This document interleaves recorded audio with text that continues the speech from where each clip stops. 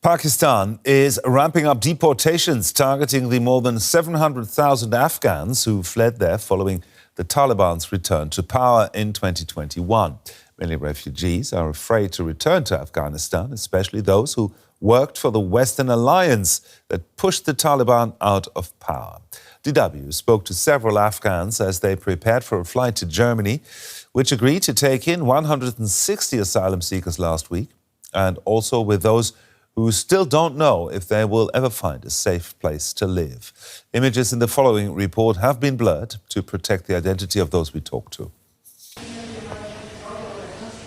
A comforting routine before a flight into a new future. This Afghan family is getting ready for their trip to Germany, where they hope to be safe.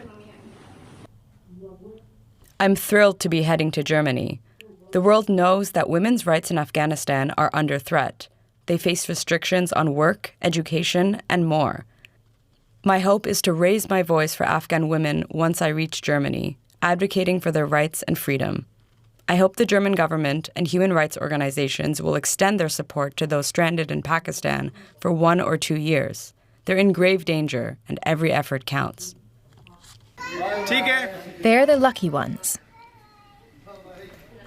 This family has just received an email saying their asylum claim, which the German government had accepted, has now been rejected, along with more than 600 other Afghans in the same situation, living in hiding in Pakistan.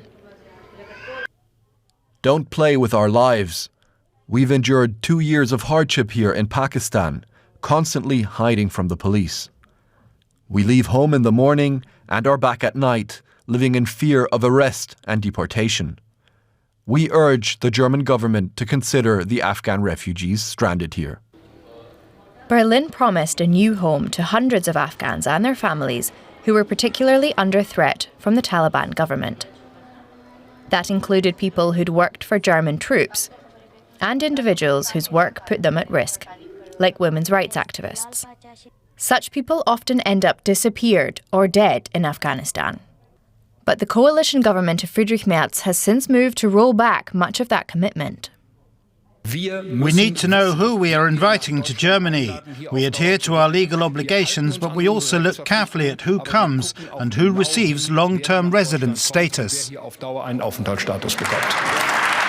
The German Interior Ministry says there is no longer any political interest in admitting refugees who don't have an explicit legal case. It has offered money to Afghans in Pakistan to return to Afghanistan. Outside the German parliament, protesters call on the government to keep its original promises, instead of leaving hundreds of Afghan families in limbo, trapped in Pakistan with no clear future.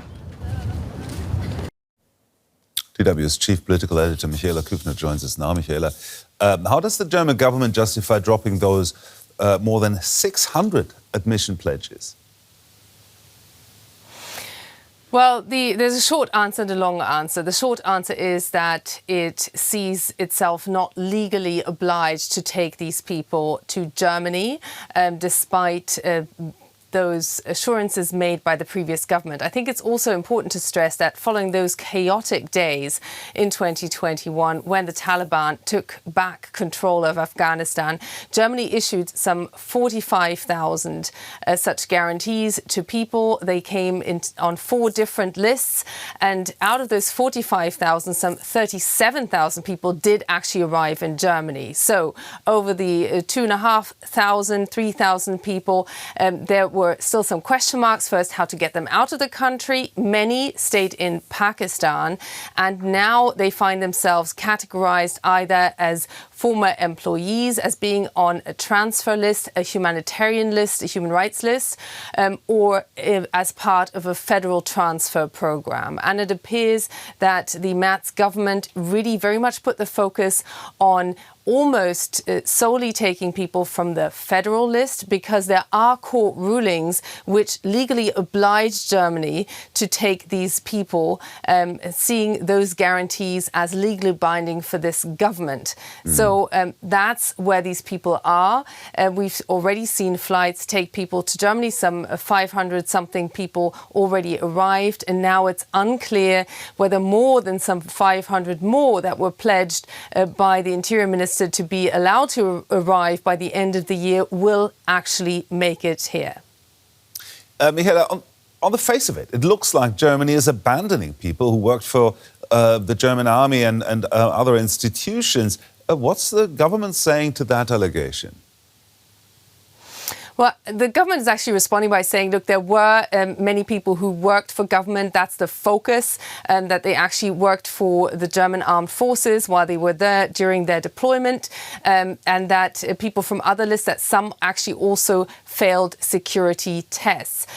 But we are also seeing from the human rights envoy here in Germany, who is part of the Social Democrat Party, who are also in government, an appeal to the government to take in more people who find themselves all in the same situation. Having said that, in the cold light of day, there is no legal requirement for the government in their reading to take these people in. And clearly this is also a policy decision to end the years-long debate now over how many people will make it here and when. Now, briefly, if you can, the Taliban took over in 2021 again. How come this visa issue hasn't been solved so far? Well, this is something that Interior Minister Alexander Dobrindt also points to. He says that the previous government had plenty of time to resolve this, that he inherited this issue, and that he's now dealing with it a lot stricter than the government before. Clearly, they were dragging their heels, critics say. At the same time, it's also legally not that easy to get those documents for Afghans who, of course, were fleeing from their own now a de facto government led by the Taliban. And this took a very long time. Depending on who you believe, that's the situation where people are. And clearly there's also a policy decision here to not let that issue of migration of these Afghan refugees sour the political debate, particularly in view of the far-right Alternative for Germany party, which likes to talk about this issue. Our Chief Political Editor, Michaela Küfner, there. Thank you very much, Michaela. Eva Beyer joins us from the aid group Kabul Lüftbrücke. Welcome to DW. Eva, you were in Pakistan in September and were in touch with Afghans waiting to be brought to Germany. What did they tell you? Well, we spoke to many families who have been stranded there for many, many months. Some of them have been there for years, and they are quite desperate. Amongst them, there are families who have worked for the German government directly. There are other families who have already faced grave dangers, who have been imprisoned and tortured, and who just know that there's no way back for them. Besides those waiting to be brought to Germany, there are others who had their admission pledges revoked. What will happen to them? Exactly, that's the big question that everyone is asking right now. So no one is certain what will happen after December 31st. Pakistan has set a deadline until which, the end of the year, basically, until when everyone has to have moved to Germany who has an admission approval. We see that today the last flight landed in Germany with another 141 people on board. For the rest of the more than 1,000 people who are still waiting, it is quite unclear what will happen after December 31st. And some, I believe, are suing the federal government. What are their chances? Well, that depends on the admission program through which they receive their admission approval. So we have the federal admission program, where the chances are quite high to receive a positive outcome. And then there are other programs, like also the local employee program for all those who worked directly for the German government. And there, the legal chances are lower. We went up to the highest court, and there are other cases still pending, who will then be pushed to the higher court to find a solution there as well. The argument here is that we have over 30,000 people who have gone through this process over the last 4 years, and that these people who are left there now do have some kind of hope that they might be treated in the same way. You mentioned that this has been going on for years now. The Taliban took over in 2021. How come this visa issue hasn't been solved or hadn't been solved earlier? Well, we see that the program has been stopped almost with the change of the government, but also before that, processes have been very slow. People have spent months waiting until they were even admitted to the safety interviews. It's kind of like a procedure where they want to check who is actually coming.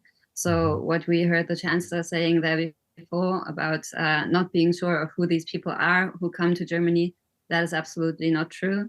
I think regarding migration in total, this is one of the programs where you exactly know who is coming to Germany. These people have undergone a very lengthy program, a very lengthy process to clarify their documents and their identity, and undergone several security checks before they even enter Germany. Okay, some interesting analysis there from Eva Beyer. Thank you very much for joining us on our news program today.